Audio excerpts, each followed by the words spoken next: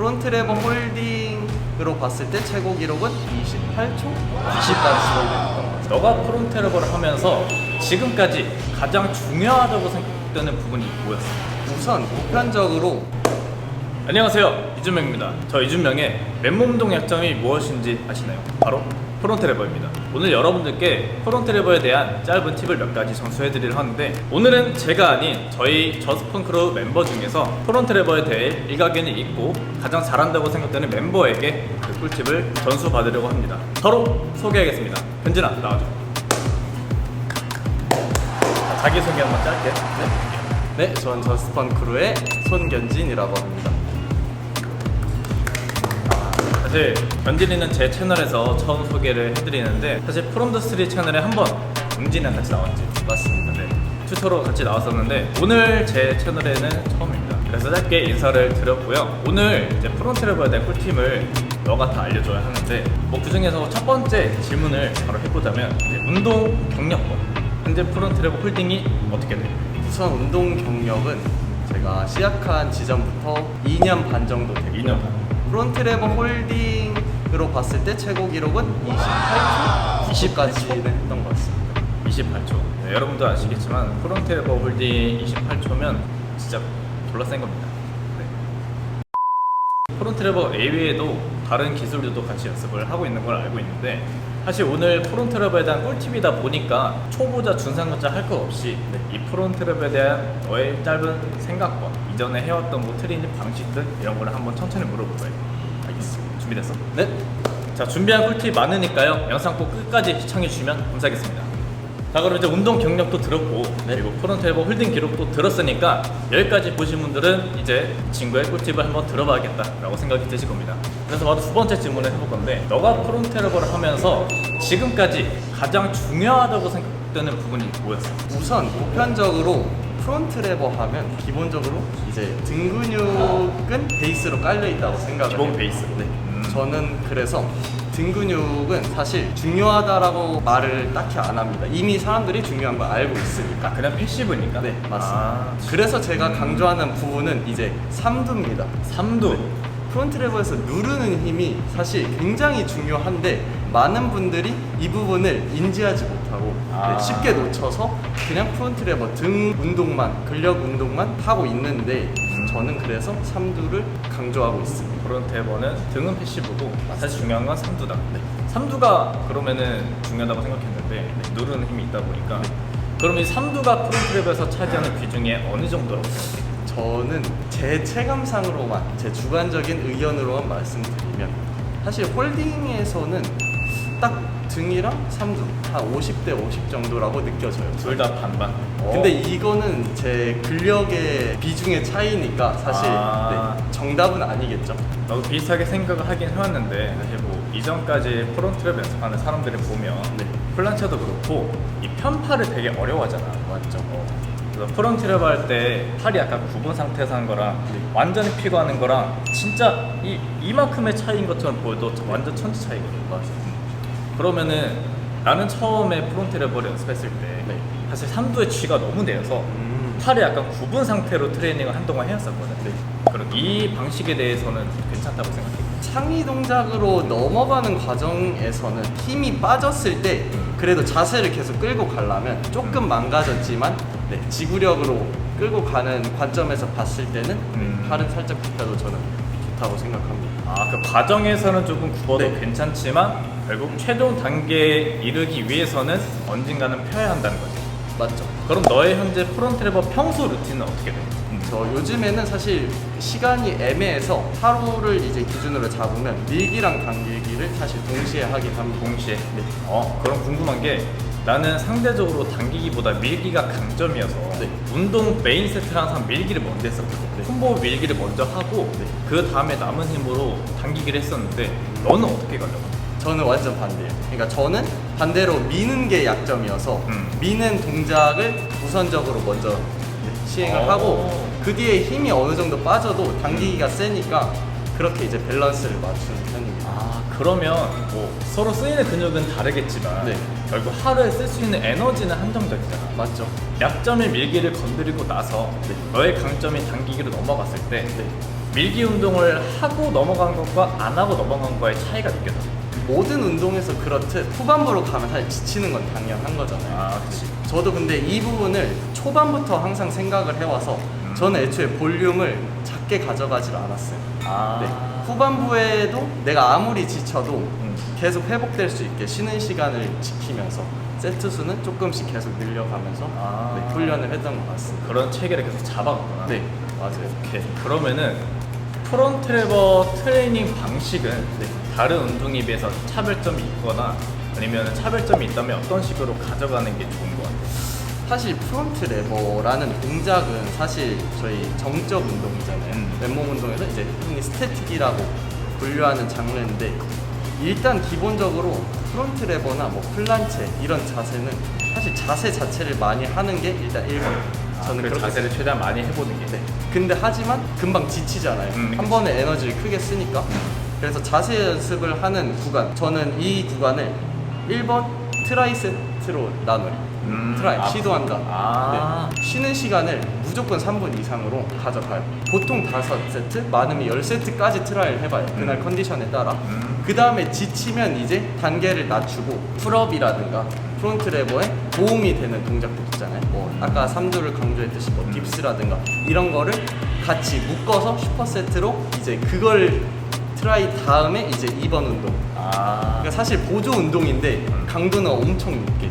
아, 일단 여기까지 들었는데 사실 제가 플란체 훈련하면서 약간 좀 같이 비슷하게 해온 것 같다고 느꼈던 부분도 많고 약간의 차이점도 느낀 부분이 있었는데 들으면서 느낀 게 저도 그렇지만 여러분들이 꼭 들으셔야 하는 팁이라고 생각합니다. 사실 뭐 운동의 경력이나 현재 내 퍼포먼스가 얼마나 되느냐에 따라서 아무리 상급자라 한들 다른 사람의 개인적인 경험을 들어보는 것도 굉장히 중요하다고 생각하는 입장이거든요.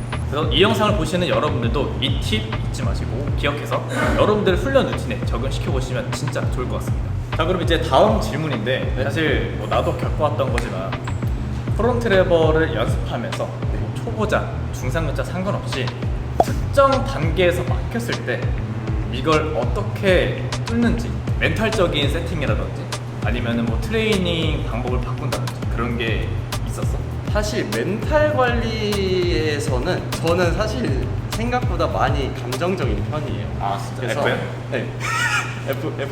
오케이, 나도 F야. 뭐 아무튼 사랑합니다. 멘탈 관리. 근데 사실 저는 운동하는 처음부터 지금까지 항상 생각했던 거는 그냥 맨몸 운동은 안전하게 다치지 않고 꾸준하게만 하면 끝내 항상 열매를 맺는다고 생각을 하고요. 구간에서 막혔을 때는 사실 이거는 제 주관적인 건데 저는 체중이 맨몸 운동하는 수행하는 사람이 있어서 체중이 낮은 편 아니라고 생각하거든요. 제 키가 173이 체중은 뭐 75kg, 6kg 나가요. 아. 네. 그러니까 맨몸 운동에서는 고중량이란 말이에요. 그러네. 그래서 10kg 넘어가면. 네. 그래서 사실 슬럼프가 지금도 슬럼프고요. 아, 지금도 슬럼프야? 네. 그냥 뭐 하다가 조금 기량 넘었네 하면 기분 좋아하지 않아요. 저는 사실. 소름 돋았어. 네.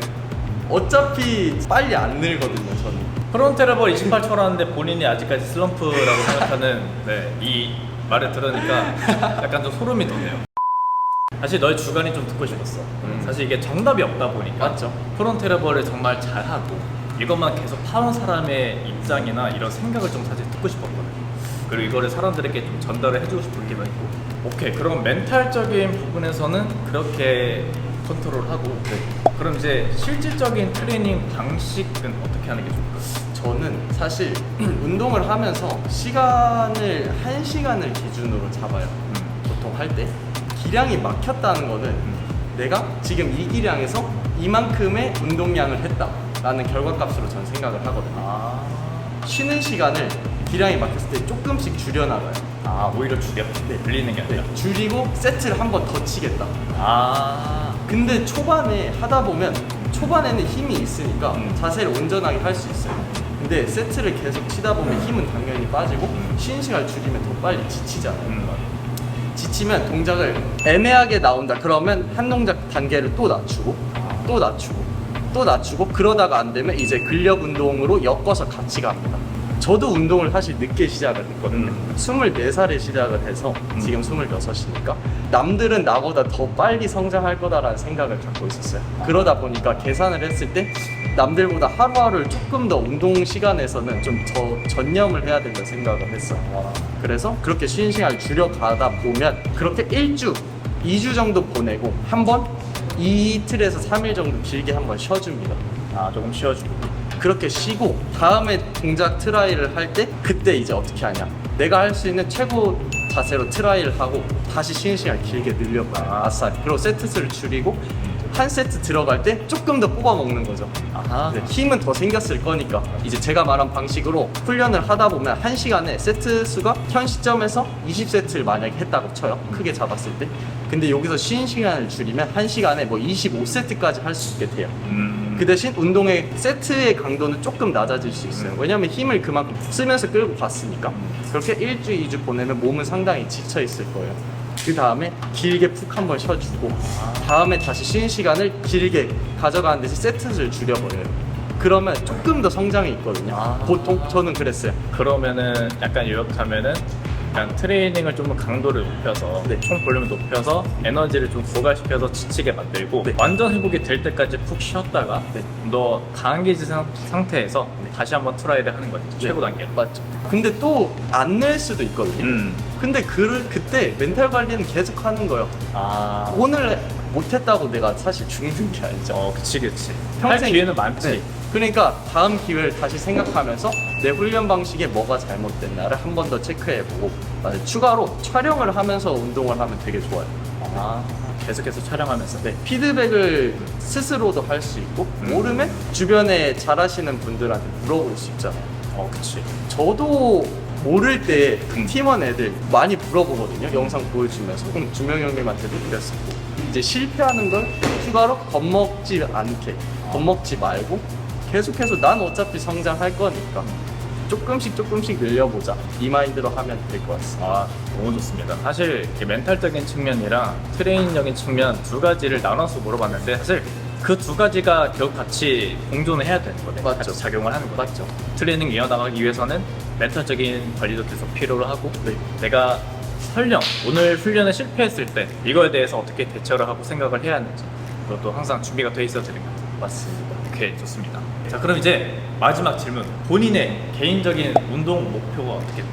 목표는 사실 저는 그렇다고 체중을 막 내리고 싶거나 그러진 않거든요. 아무래도 마르면 가벼우니까 유리한 거는 맞다라고 생각을 해요. 근데 저는 그 유리함을 과감하게 포기하고 네, 독보적인 캐릭터로 이제 바디웨이트를 조금 더 키워서 그 상태에서 이제 맨몸 운동으로 가능한 모든 수행할 수 있는 동작을 전부 다 여유롭게 할 수 있는 정도까지 올라가 보는 게 제 이제 목표입니다. 멋있다. 그러면 세 달의 멸치새끼 족밥들보다는 이제 아니. 헤드웨이트로서 메인들을 쌓고 그런 멸치들을 짓밟겠다. 아니죠. 너무 멋있는 말입니다.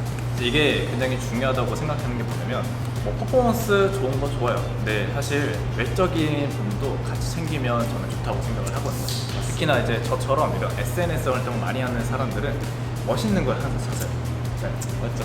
프론트레버 플란체 아무리 잘하고 세계기록 갖고 있는 사람이라도 내가 보기 멋이 없으면 난 팔로우 안 하거든요. 저도요. 차라리 좀 덜 못해도 뭔가 좀 열심히 하는 모습이 보이거나 불리한 조건을 가지면서도 항상 최선을 다하는 사람들이 저는 항상 리스펙을 하기 때문에 굉장히 본받을 점이라고 생각합니다. 자, 그럼 오늘 이렇게 견진이한테 프론트레버에 대한 꿀팁을 전수를 받았는데요. 저도 이 얘기를 들으면서 뭐 견진이랑 나중에 제 팔 상태가 괜찮아지면 같이 또 당기기 운동 같이 해보고 밀기 운동 같이 해보고 그러면서 운동을 해보고 싶습니다. 자, 오늘 영상은 여기까지고요. 이 영상이 많이 도움이 되었다면 구독과 좋아요 한 번씩 부탁드리고 저는 또 다음 유익한 영상으로 다시 인사드리도록 하겠습니다. 자, 그럼 이상 이준명 송견진이었습니다. 감사합니다. 야, 그래도 족밥 멸치 새끼들 아이 지옥으로 보내겠다는